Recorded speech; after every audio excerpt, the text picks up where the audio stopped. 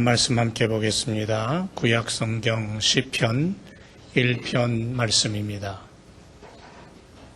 구약성경 804페이지 시편 1편 1절에서 6절까지 제가 한 절 읽고 그 다음 절 여러분들이 읽고 우리 말씀 교독하도록 하겠습니다.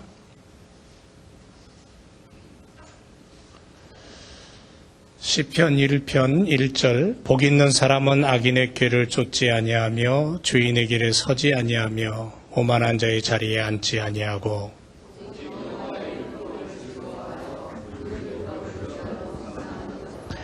저는 시냇가에 심은 나무가 시절을 쫓아 과실을 맺으며 그 잎사귀가 마르지 아니한 같으니 그 행사가 다 형통하리로다. 그러므로 악인이 심판을 견디지 못하며 죄인이 의인의 회중에 들지 못하리로다. 대저 의인의 길은 여호와께서 인정하시나 악인의 길은 망하리로다. 아멘. 우리 옆에 분과 한번 인사할까요? 새해 복 많이 받으세요.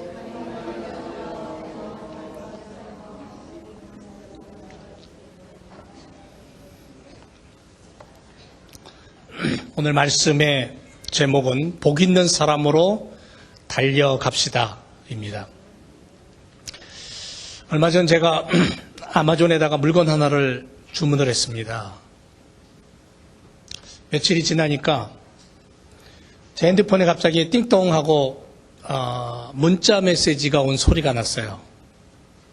그래서 이게 누가 보냈지 하고 열어봤더니 저희 집 앞 현관 앞에 사진이 있고 그 사진에 물건 박스 하나가 놓여있는 그러한 사진이 올라왔고 물건이 배달됐습니다라고 문자가 왔습니다. 사진을 찍어서. 그걸 보는 순간 야, 물건이 도착했구나. 우리 집 문 앞에 있구나. 빨리 가야지. 늦게 가면 지나가는 누군가 보고 가져가지 않을까.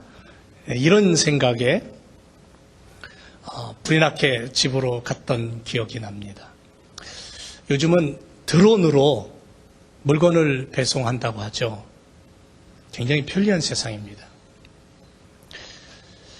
우리가 새해가 되면 조금 전에 인사한 것처럼 새해 복 많이 받으세요. 한국 분들의 전통적인 아주 오래된 인사입니다. 새해 복 많이 받으세요. 새해는 주님이 주시는, 주님이 붙잡고 계시고 주시기를 원하시는 그 엄청난 복을 마음껏 누리는 한 해가 되시기를 주님의 이름으로 부탁을 드립니다. 예, 이럴 때 아멘 하는 거죠, 뭐. 예, 언제 아멘 합니까? 근데 이런 생각을 해봤습니다. 다음과 같은 새해 인사를 하면 어떨까? 예를 드는 겁니다. 제가 어느 날 카톡으로 아무개 권사님에게 이런 새해 인사를 보냅니다. 권사님, 주문하신 나이 한 살 오늘 배송됩니다. 물품에 이상이 있어도 반품은 불가합니다. 아무 쓸모도 없고 해마다 받아보니까 너무 많아서 관리하기 힘든 거 알지만 버리지 말고 잘 사용하세요. 좋은 거 보내지 못해서 정말 죄송합니다. 그리고 사은품으로 주름살 2줄 같이 동봉합니다. 늘 건강하시고 믿음의 승리가 새해 넘치기를 바라며 새해 복 많이 받으세요. 자, 이 문자 받으신 분 있으세요? 없으세요? 정말 좋은 세상이죠. 나이를 카톡으로 배송할 수 있으니 말입니다. 반품 불가능합니다. 나이를 반품하고 싶어도 할 수 없으니 말이에요. 더욱이 주름살 2줄 덤으로 보낸다니까 이것 또한 문제입니다. 울어야 될지 웃어야 될지. 그럼에도 불구하고 주름살과 함께 나이와 함께 우리에게 배송되는 게 또 하나 있죠. 주님의 손길입니다. 늘 주님이 우리와 동행해 주시니 그보다 더 감사한 거 없겠죠. 여러분 한 해 동안 너무 수고 많으셨습니다. 작년 2019년 한 해 정말 다사다난했던 많은 시간들이었는데요. 고생하셨고 수고 많으셨습니다. 2020년 새해에도 더욱 주님과 동행하면서 은혜가 넘치고 감사가 넘치고 웃음과 행복이 가득 넘치는 그런 한 해가 되시기를 주님의 이름으로 축원을 드립니다. 새해는 주님께서 예비해 놓으신 놀라운 큰 축복, 풍성한 은혜의 시간, 이런 것들이 우리들 삶 속에 가득 넘쳐나는 그런 인생, 그런 한 해가 되기를 소망하면서 오늘이 새해 첫 주일 예배를 드리면서 하나님은 뭘 원하실까? 하나님께서 2020년을 시작하는 우리들에게는 뭘 바라고 계실까? 하나님이 원하시는 진짜는 뭘까?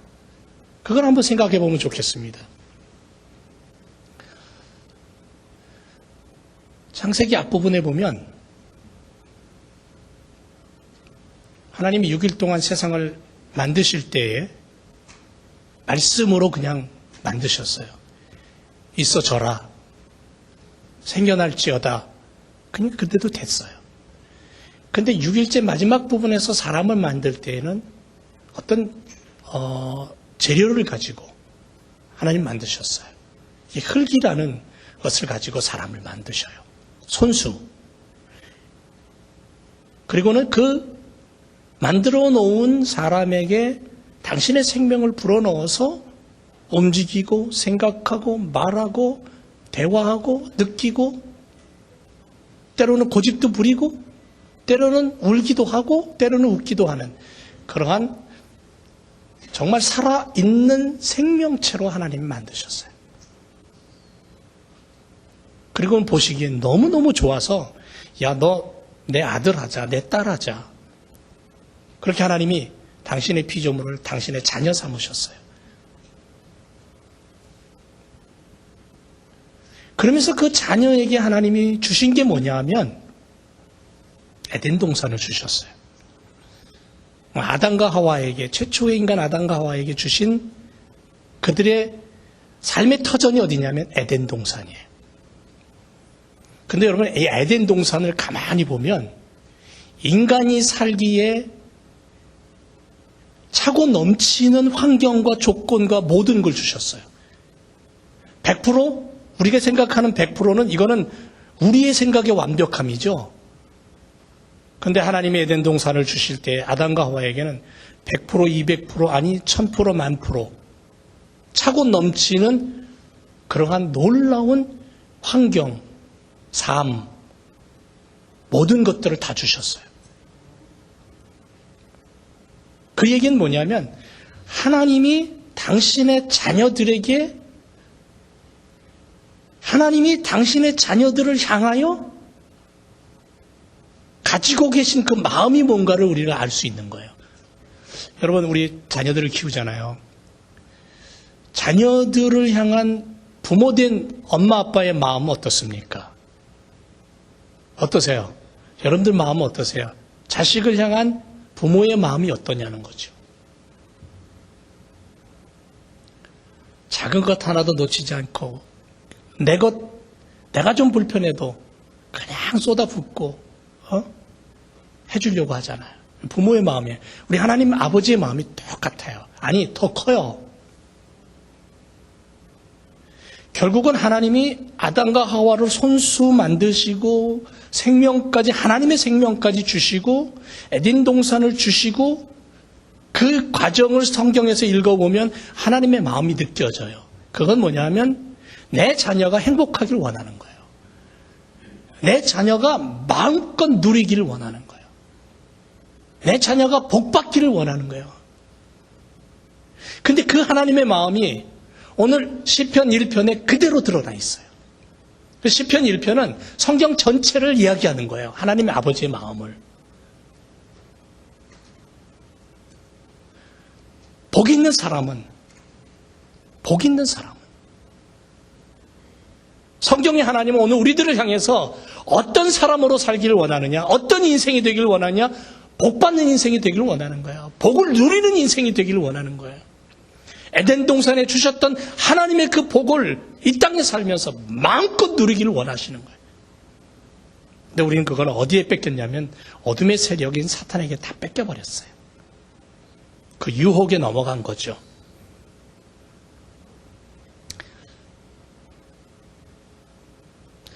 올 한 해 2020년 여러분 우리는 이런 다짐을 해야 됩니다.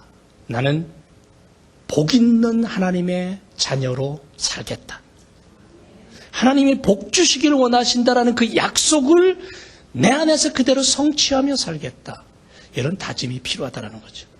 복 있는 성도가 되겠다는 약속을 향해서 달려가는 시간이 되자는 거죠. 복 있는 사람, 복 있는 신앙인, 복 있는 하나님의 자녀가 되겠다는 다짐. 오늘 이 시간 그 다짐을 좀 단단히 내 안에 묶었으면 좋겠어요.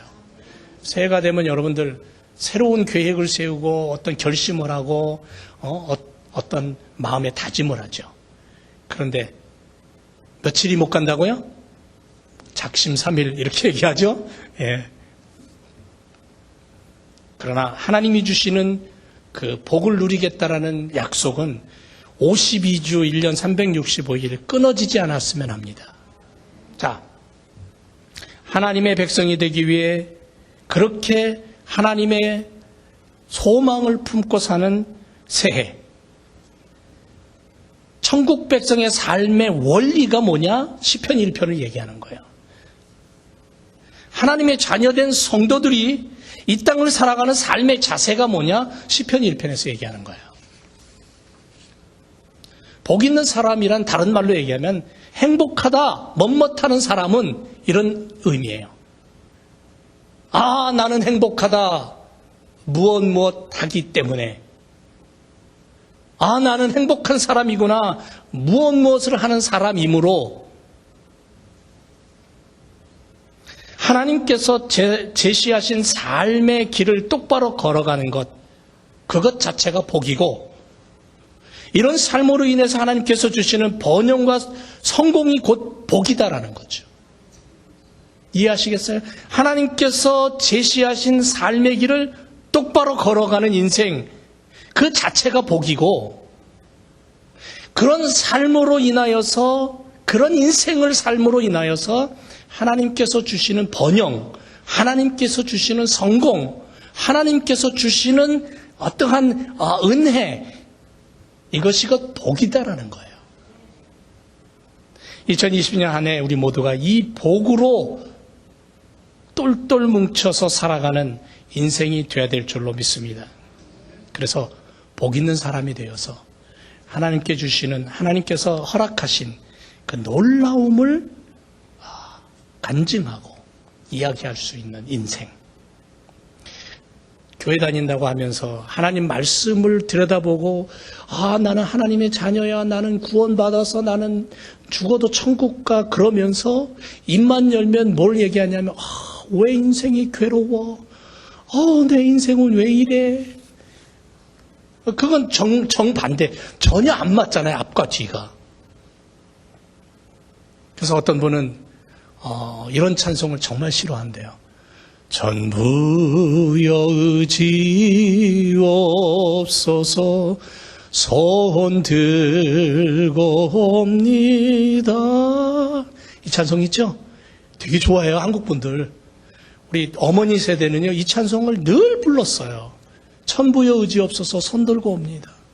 주 나를 박디하시면 내가 어디로 가겠습니까? 이 찬송 불렀는데, 이 찬송을 어떤 분은 너무너무 싫어해요. 왜 맨날 그리스도인들이, 하나님의 자녀가, 하나님 주시는 복된 사람이 왜 맨날 천부에 의지 없어서 망하고 찢어지고 고통스러워서 왜 그래야 되느냐는 거죠. 이미 주님은 죽음마저도 해결하시고 이기셨는데, 하나님은 온 세상, 온 세계의 창조주예요. 역사의 주관자입니다. 우리는 세상이 움직이는 것을 우리가 생각하는 것 이상 알 수가 없는 존재들이에요. 그런데 하나님은 그 모든 세상을 하나님은 이미 아시고 움직이시는 위대하신 분이에요. 정확한 분입니다. 우리의 삶과 인생을 결정하시고 인도하시고 절대 주권을 가지고 우리를 이끌어 가시는 강력한 분이에요. 그래서 하나님의 뜻에 순종하는 사람이 형통하고 행복한 삶을 누리게 되어 있는 것은 당연한 거예요. 하나님의 뜻을 거역하는 사람은 멸망에 처한다는 것은 자명한 사실이에요. 여러분, 이 세상 모든 사람들은 행복을 추구합니다.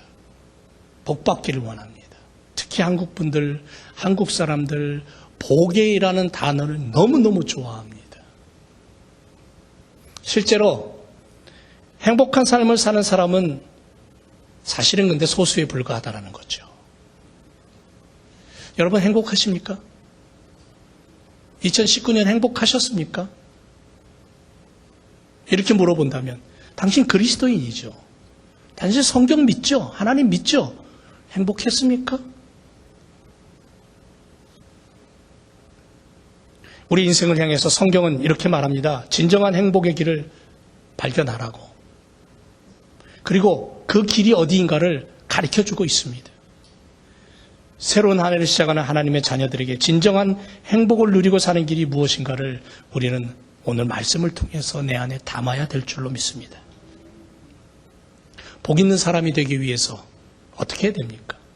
첫째는 해서는 안 되는 것이 있음을 깨달아야 됩니다. 해서는 안 되는 게 뭐예요? 세 가지죠. 1절에 보니까 악인의 길을 따르지 말아라. 죄인의 길에 서지 말아라. 오만한 자의 자리에 앉지 말아라. 하지 마라. 하지 마라. 하지 마라. 여러분, 악인의 꾀가 무슨 뜻인가요? 악인의 꾀. 이해는 하겠는데 설명을 하려니까 조금 난해하죠. 악인의 꾀. 뭐냐면요, 말씀에서 어긋나는 행동을 하는 삶을 가리킵니다. 악인의 꾀를 쫓아 사는 사람들은 하나님의 말씀에 따라 살지 않습니다. 자신들의 생각, 자기의 의지, 자기의 욕심이 앞서서 그것을 앞세우고 살아갑니다. 그리고 거기에 행복이 있고 거기에 복이 있다고 착각하는 사람들입니다. 다른 말로 얘기하면 인본주의적인 방법으로 살아가는 삶을 이야기합니다.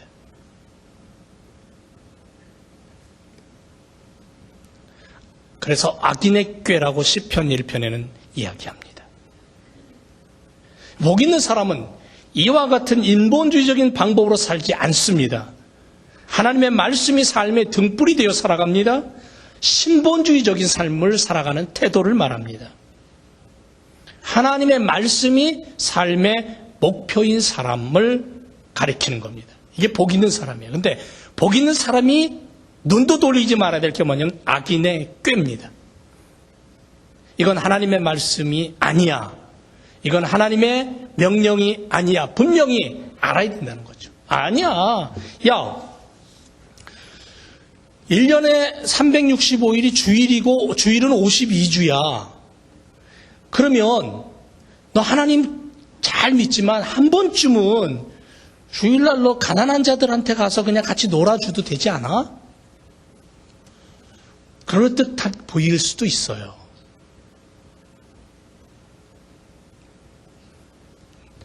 악한 자들은 우리에게 정말 많은 꾀를 우리의 속에 넣어서 우리로 하여금 악한 길로 접어들도록 만들어요. 어떤 장로님이, 한국에 계신 어떤 큰 유명한 교회 장로님 한 분이 계셨는데, 비즈니스하는 분이었는데요. 그분은 주일날 바이어가 자기를 만나면, 그것도 11시에 자기를 만나서 큰 건에 대한 계약을 하자고 제안을 해왔답니다. 근데 이 장로님은 단호하게 거절했대요. 주일날 11시면 나는 예배 드리는 시간이다. 나는 하나님 만나는 시간이다. 근데 나중에 그 계약건이 실패했느냐? 아니요. 하나님이 성공하게 만드시더래요. 그러니까 악한 자들은 어떻게 하든지 하나님을 바라보는 자들을 꼬드겨서 죄악의 길로 걸음을 옮기도록 만들어요. 근데 그 죄악의 길이 처음에는 정말 멋있어 보이고 정말 편안해 보이고 정말 기가 막히죠. 황금길로 착각하게 만들어요. 근데 걸어가면 갈수록 망하는 길이죠. 죄인의 길에 서지 말라고 했어요. 죄인에 해당하는 원어를 찾아보니까 하타임이라는 단어로 쓰여 있는데 이게 무슨 뜻이냐 하면 목표물을 맞추지 못한 자란 뜻이에요. 길을 잘못 들어서 엇길로 빠져버린 자, 그런 뜻을 가지고 있는 단어가 하타임이라는 뜻이에요. 단어예요. 이게 우리말로는 죄인이에요. 위에서 언급한 악인의 삶의 태도가 그릇된 자를 가리킨다면 여기 죄인이라는 뜻은 삶의 목표나 방법이 그릇된 걸 가리키는 거예요. 삶의 태도든 삶의 목표든 삶의 방법이든 다 그릇된 것.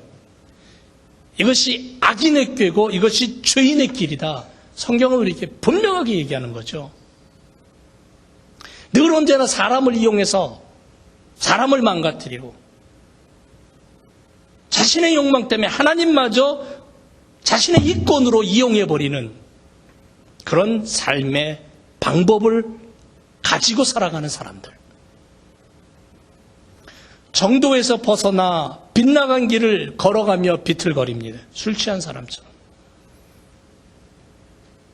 행동으로 구체화된 악 속에 악을 행하고 그 속에서 세상을 이야기하는 그러한 인생입니다. 그래서 성경은 이런 죄의 길에 너희는 서지 말라 분명하게 우리에게 말씀하고 있습니다. 왜?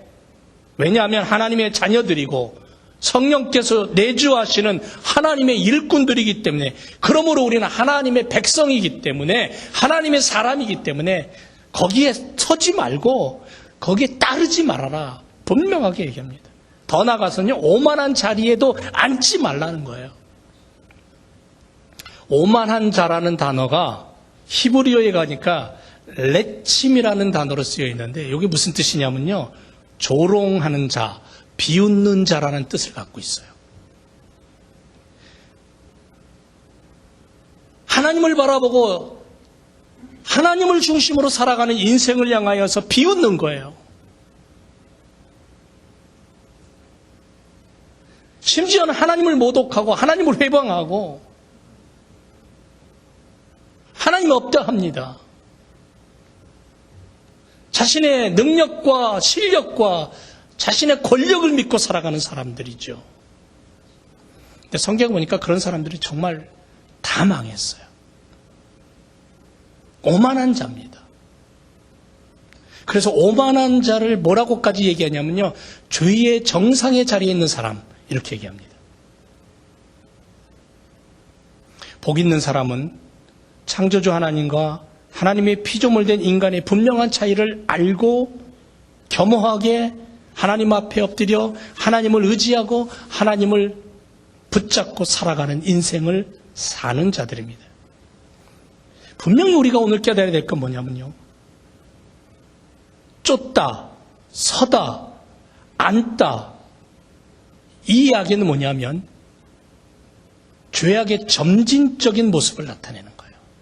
점진적인, 우리 계단을 올라가거나 사다리로 올라갈 때 한 계단 한 계단 올라가듯이, 그래서 점점 높이 올라가듯이 악인의 꾀를 쫓다, 죄인의 길에 서다, 오만한 자의 자리에 앉다라는 것은 죄의 점진성을 얘기하는 거예요.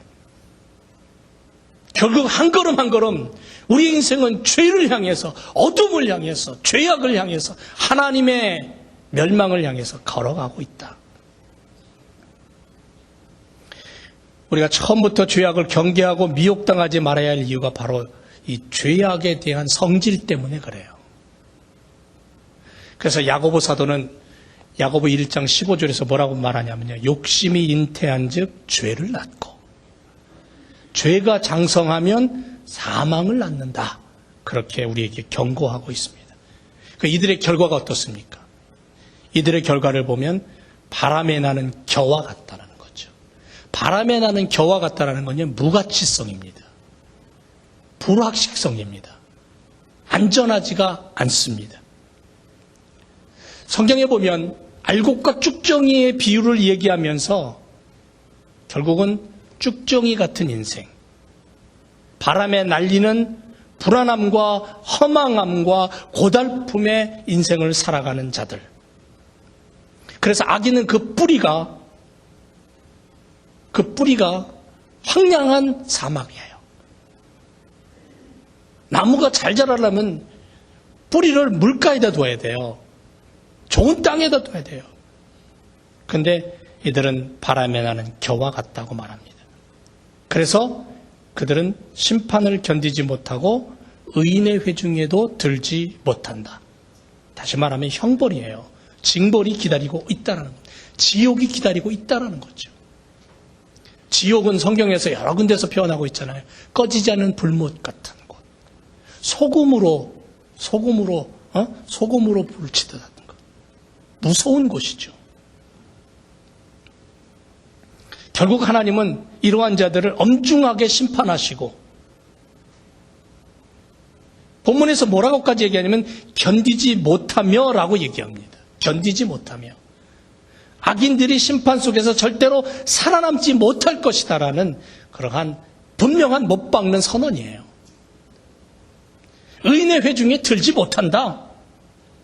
민수기 16장에 보면 하나님께서 모세를 대적한 고라 자손 다단과 아비람 일당들을 심판하실 때 아주 철저하게 심판하시는 장면이 나와요. 이스라엘 회중과 구분을 시켜버려요. 그리고 그들은 아예 그냥 삼켜버리세요. 마태복음 25장에 보면 양과 염소를 나누어 버립니다.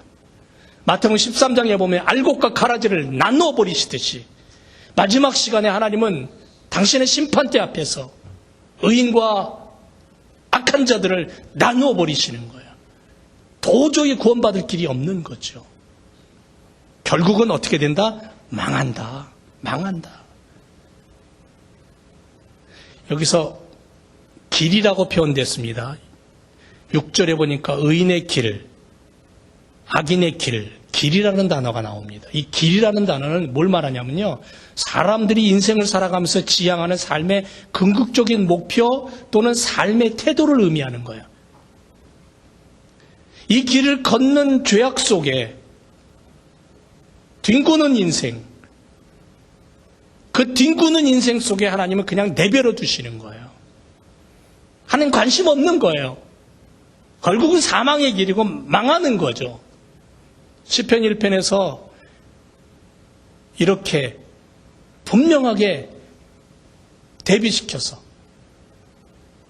딱 둘로 나눠서 설명하고 있어요. 그리고 복 있는 사람은 해야 될 것이 있다. 따라야 될 것이 있다. 그게 뭐냐면 첫째는 하나님의 말씀을 즐거워하는 거다. 복 있는 사람이 되기 위해서는 악인의 꾀를 쫓지 않고 주인의 기대도 서지 않고 오만한 자의 자리에도 앉지 말고 뭘 해야 되냐 하면 처음부터 시작부터 하나님의 말씀을 즐거워해라. 여호와의 율법, 하나님의 가르치심이에요. 하나님의 가르치심, 다른 말로 얘기하면 하나님의 마음이에요. 하나님의 마음. 성경은 복 있는 사람은 오직 여호와의 율법을 즐거워한다. 오직이라 그래서 오직. 즐거움의 근원은 오직 하나, 하나님의 말씀. 세상 사람들의 즐거움의 근원은 뭘까요? 여러 가지죠. 우리도 오늘 하루를 지내면서 즐거움의 여러 가지 소스들이 있습니다. 그런데 하나님의 자녀, 복 있는 사람은 그 즐거움의 첫 번째가 하나님 말씀이에요. 그래서 성경은 뭐라고까지 얘기하냐면 하나님의 말씀이 꿀송이보다 더 달다 할 정도로 여호와의 말씀을 즐거워하고 그 말씀을 사랑하고 그 말씀을 향하여 나도 사랑의 표현을 함께 올려드리고 그래서 찬양하고 경배하고 율법에 해당하는 단어 토라. 무슨 뜻이냐면요, 방향을 모르는 자에게 바른 방향을 제시해 주는 것이에요. 이게 토라예요. 그릇 행하는 자들에게 올바른 규범, 올바른 길을 제시해주고 교훈해주는 그런 뜻을 갖고 있어요. 여호와의 율법은 모호하지 않고 애매하지 않고 참과 거짓의 경계가 불분명해갖고 이것도 참인지 저것도 거짓인지 모르는 그런 말씀이 아니라는 거예요. 정확하다는 거예요. 하나님의 말씀은 참과 거짓을 항상 분명하게 갈라놓고 기준이 되고, 그래서 하나님의 말씀은 캐논이에요. 여러분, 세상 아무리 바뀌어도 이 지구촌 어디를 가도 우리가 가지고 있는 그 자는 어디를 갖다 들이대도 잡니다. 변하지 않습니다. 그게 캐논이에요. 하나님의 말씀이 그렇다는 거예요. 사랑하는 제일교회 성도 여러분, 2020년을 우리 모두에게 복 있는 사람으로 시작해서 복 받는 인생으로 달려가기를 주님의 이름으로 축원을 드립니다. 또 하나는 주야로 묵상해라 그랬어요. 하나님의 말씀을 즐거워하는 것뿐 아니라 그 즐거워하는 말씀을 주야로 마음속에, 내 눈에, 내 머릿속에 담으라는 거예요. 묵상하라는 거예요. 곰곰이 생각하는 것으로 묵상을 생각하면 그건 한 50점도 안 됩니다. 고개를 끄덕이는 차원, 그것도 몇 점 안 됩니다. 거기서 그쳐서는 안 된다는 거예요. 주야로 묵상하라. 그것은 말씀을 읽고 내 안에 외우고 깨닫고, 그리고 나서 어떻게 하냐면 그 말씀이 내 손과 내 발에서 행동으로 나타나도록 실천하라는 거예요. 그래서 우리 목표가 뭡니까? 성경이 움직이게 하자라는 거예요. 여러분, 종이요, 까만 건 글씨요, 이 성경 66권이 어떻게 살아서 움직입니까? 이거 내던지면 내던지는 그대로 그냥 내동댕이 쳐져요. 펼쳐요. 찢으면 찢겨요. 근데 이 말씀을 하나님의 사람 안에 담으면 어떻게 되냐면, 그것이 이 말씀이 내 안에 들어오면 레마가 되는 거예요. 살아 움직이는 능력 있는 말씀이 되는 거예요. 그래서 성경이 움직이는 것을 보여주는 거예요. 세상이 아무리 변해도 말씀은 안 변합니다. 주야라는 것은 항상이라는 뜻이에요. 항상. 다른데 한눈 팔지 않는다는 거죠. 여러분, 우리는 많은 일을 합니다. 1년을 지나면서 여러 가지 일을 하고, 또 내가 내 주어진 일터에서 내가 또 열심히 일을 해야 됩니다. 주야로 하나님 말씀을 묵상하라고 그 일 다 내려놓고 그냥 하나님 말씀만 들여다보는 게 아니에요. 내 일 속에서도, 내가 누군가와 대화를 하면서도, 음식을 먹으면서도, 잠을 자면서도 늘 내 안에는 하나님의 말씀이 살아있는, 말씀을 되새기고, 소가풀을 뜯어 먹으면 그것을 다시 꺼집어내서 되씹고 또 집어넣듯이 하나님의 말씀이 내 삶의 등불이 되게 하라는 거예요. 그래서 운전을 하면서도 기도하고 찬송하고, 순간순간, 매 순간 그 말씀이 나를 이끌어가도록. 여러분, 누가 복 있는 사람입니까? 어떤 사람이 복된 사람이라고 말할 수 있습니까? 성경은 이렇게 얘기합니다. 하나님의 말씀을 즐거워하고 그 말씀이 안에서 살아있는 사람. 내가 과연 복 있는 사람으로 살아갈 수 있을까? 누구나 다 살아갈 수 있어요. 이 시간 그렇게 다짐하십시다.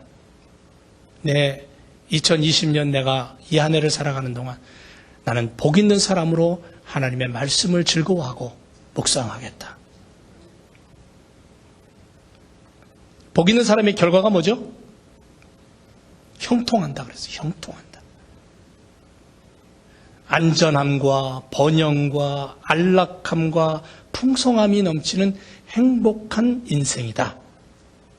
3절에 의하면 하나님의 말씀을 묵상하는 자는 시냇가에 심은 나무와 같다 그랬어요. 시냇가에 심은 나무. 여러분, 우리는 시냇가에 심은 나무를 이해를 못하지만 팔레스틴 지역에 사는 사람들은 이 말씀을 딱 읽으면 대번에 이해가 돼요. 왜냐하면 거기는 비가 안 와요. 건기와 우기가 뚜렷하게 구분되어 있어요. 연평균 강수량이 600mm 정도밖에 되지 않아요. 얼마 안 돼요. 그리고는 거의 대부분이 물이 없어요. 메말라요. 사막이에요. 그래서 대부분이 풀이 나는 거 보면 조그매요. 그리고 그 풀이 너무너무 단단해요. 강해요. 살아남으려니까. 잘라서 혀에다 대보면 짜요. 소금을 준 것도 아닌데 짜요. 그래야 자기를 보호하니까.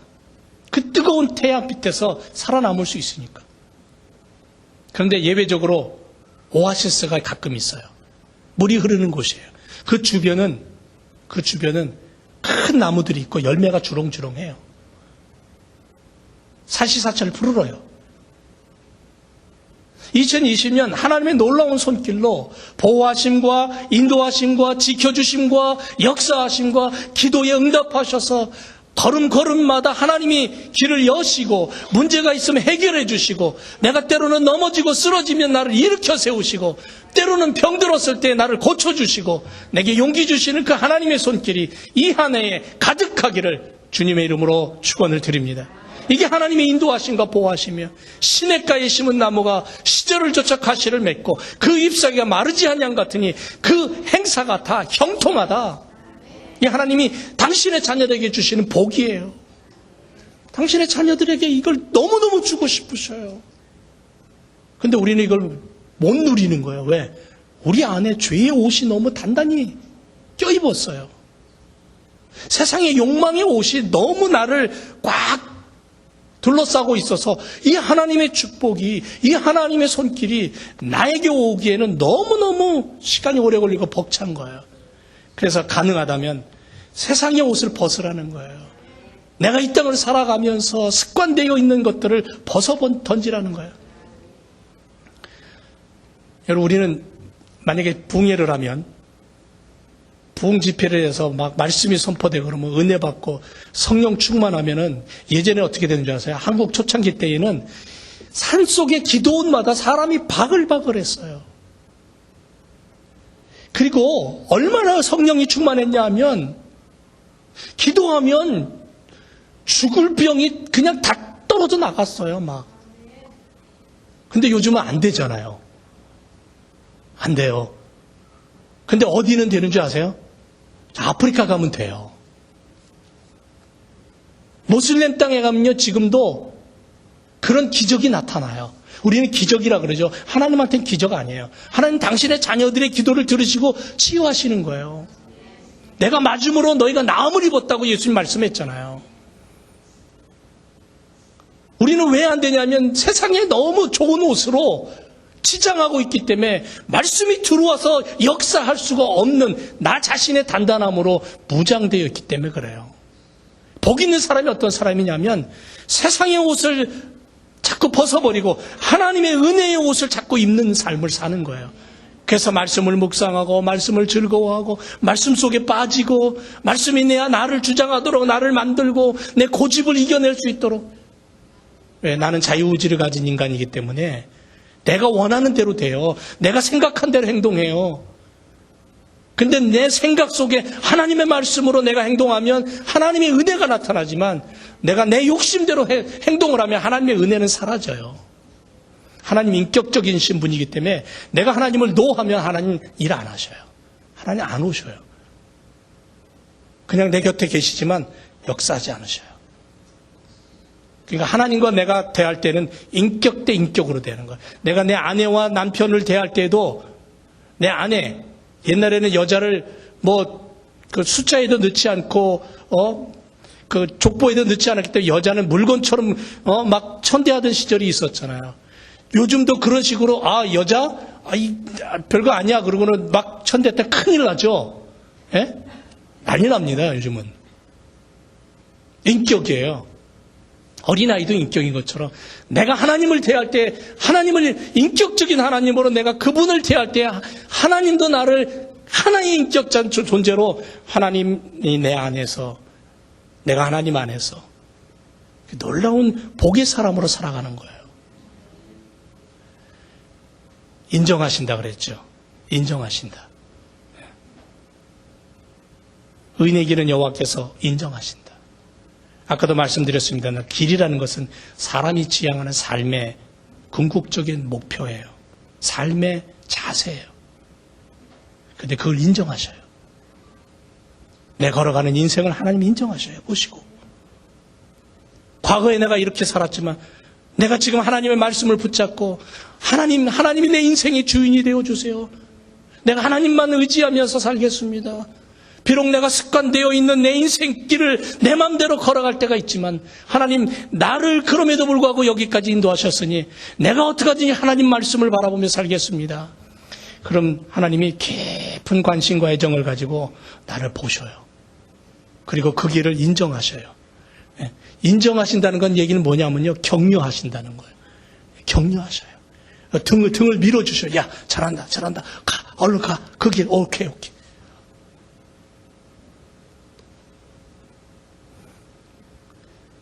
사랑하는 제일교회 성도 여러분, 2020년 우리가 사는 인생의 시간 앞에 우리는 수많은 선택을 하게 될 겁니다. 크든 작든. 그런데 매 순간 선택의 기로에 서게 되면 어떤 걸 먼저 선택하시겠습니까? 내가 그것을 선택함에 따라 내 인생의 질과 결과는 달라집니다. 시편 1편에서 성경은 분명하게 인생은 두 길이 있다고 말씀합니다. 나는 어느 길을 가기를 원하십니까? 복 있는 사람의 길, 하나님이 인정하시는 길, 의인의 길, 그 길을 온전히 걸어감으로 2020년에 하나님이 기뻐하시는 하나님의 자녀의 모습으로 복 있는 인생을 살아가시기를 주님의 이름으로 축원을 드립니다. 기도하겠습니다.